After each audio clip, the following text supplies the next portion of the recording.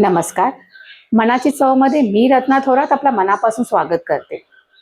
लाडूंचे अनेक प्रकार आपण पाहिले आणि खाल्ले असतील, पण कोकणी उकडीच्या तांदळाच्या लाडूंची चव काही वेगळी आहे. ही रेसिपी मी स्वतः करून पाहिली आणि सोप्या तितक्या पद्धतीने तुमच्या बरोबर शेअर करत आहे. रेसिपी परफेक्ट आहे असं मी दावा करणार नाही, पण मनापासून केलेला प्रयत्न आहे. तर व्हिडिओ शेवटपर्यंत नक्की पहा.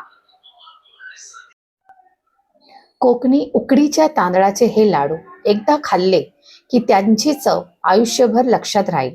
चला जाणून घेऊया ही पारंपरिक रेसिपी.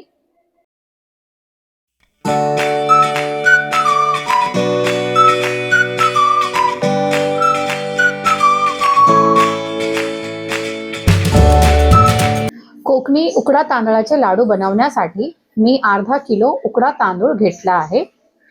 हे तांदूळ स्वच्छ धुवून 24 तास पाण्यात भिजवत ठेवावे लागतील. तांदूळ स्वच्छ धुवून घेतले आहेत. आता ते 24 तास भिजत ठेवूया. मात्र मध्ये मध्ये पाणी चेक करत राहा. गरज वाटल्यास आणखी पाणी घालू शकता, कारण तांदूळ पाणी शोषून घेतो. 24 तास आपले हे तांदूळ भिजलेले आहेत. आधीमध्ये मी चेक करून पाणी टाकत होते त्यात. आता हे आपण स्वच्छ धुवून घेऊया आणि त्याच्यानंतर हे आपल्याला वाळवायचे आणि हे उन्हात नाही वाळवायचं आपल्याला. हे आपल्याला आपल्या पंख्याच्या हवाखालीच वाळवायचं आहे. तांदूळ स्वच्छ धुवून घेतलेले आहेत. हे आता एका जाळीमध्ये मी तांदूळ काढून घेतलेले आहेत आणि आता अर्धा तास पाणी निथळूसपर्यंत मी असंच सोडणार आहे. अर्धा तास झाल्यानंतर मग आपण जो आहे ह्याला पंख्याखाली सुकवण्यासाठी घेऊया. अर्धा तास झालेला आहे. आता आपण ह्याला कॉटनच्या कपड्यावरती काढून घेणार आहे. हे आता आपण वाळून घेऊया.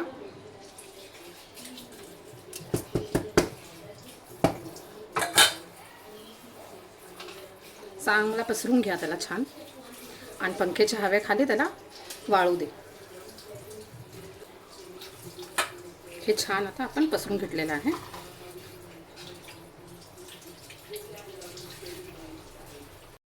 आता हे तांदूळ घरात पंख्याच्या हवेखाली वाळत ठेवणार आहोत.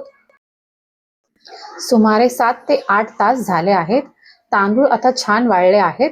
आता हे तांदूळ एका कढाईत भाजून घेणार आहोत. चला आता आपण तांदूळ भाजून घेणार आहोत. ह्यात आपल्याला तेल वगैरे काही टाकायचं नाहीये. हा आपल्याला एक खमंग भाजून घ्यायचा आहे. एक 15-20 मिनिटाकरता आपण ह्याला मीडियम गॅसवरती भाजणार आहोत. तांदूळ छान भाजून झाले आहेत. हा पूर्ण प्रोसेस व्हायला मला साधारण 15 ते 20 मिनिटे लागली.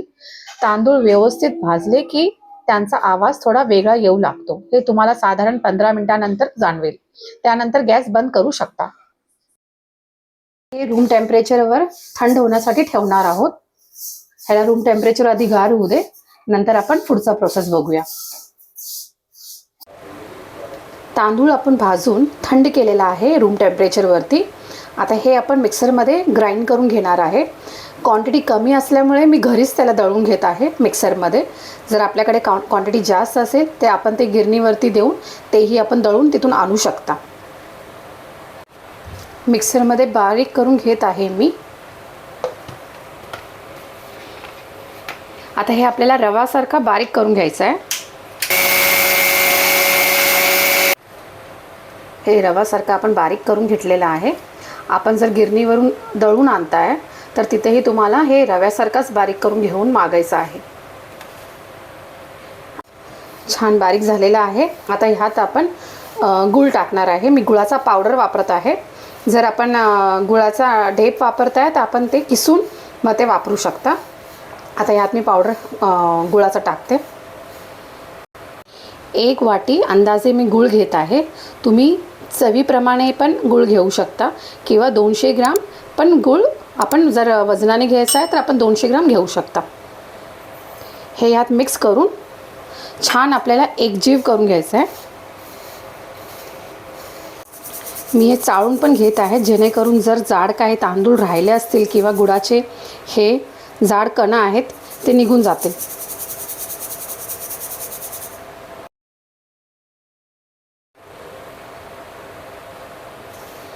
छान आपला गूळ आणि तांदूळची पिठी मिक्स झालेली आहे. आता ह्यात आपण 1 कप तूप ते गरम करून ते टाकणार आहोत. त्यात आपण थोडेसे ड्रायफ्रूट्स भाजून टाकणार आहोत. माझ्याकडे सीड्स होते तर मी सीड्स वापरलेले आहेत. आपण काजू किंवा बदाम पण असेल तर तेही वापरू शकता. हलकासा त्याला गरम करून मग आपण ते टाकून घेऊया. तूप घेतलेलं आहे 1 वाटी. आता हे मी गरम करायला घेत आहे. थोडासा मीठ टाकत आहे. तूप छान कडक करून घेतले आहे, त्यामुळे लाडू वळताना ते व्यवस्थित बांधले जाते आणि वळायला सोपे जाईल. आता हे तिन्ही साहित्य एकत्र करून छान मिक्स करून घेऊया. गूळ, तांदळाचे पीठ आणि तूप छान एकजीव झाले आहे. आता यामध्ये आपल्या आवडीनुसार ड्रायफ्रुट्स घालून पुन्हा एकदा सर्व मिश्रण छान एकत्र करून घेऊया.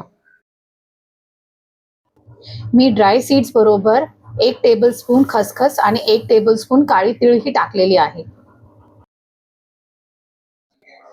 आता यामध्ये अर्धा टीस्पून जायफळ पावडर आणि अर्धा टीस्पून वेलची पावडर घालूया. त्यानंतर हे सर्व साहित्य एकत्र करून छान मिक्स करून घ्या.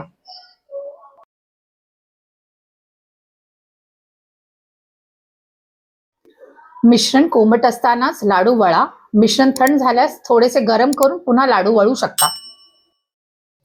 माझ्याकडून लाडू छोटे छोटे होत आहेत, पण मम्मी खूप छान मोठे लाडू बनवत आहे. हा माझ्या हाताचा छोटा लाडू आणि हा मम्मीने बनवलेला मोठा लाडू. शेवटी माझ्याकडून ही एक मस्त लाडू तयार झाला आहे.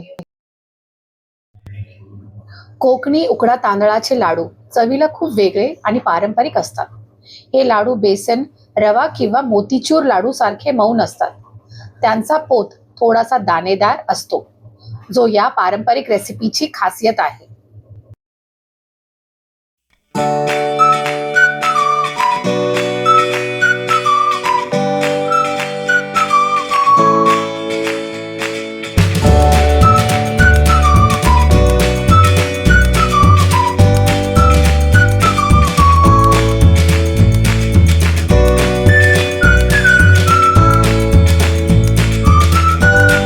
या लाडूचा नैवेद्य मी सर्वप्रथम गणपती बाप्पांना अर्पण केला आहे.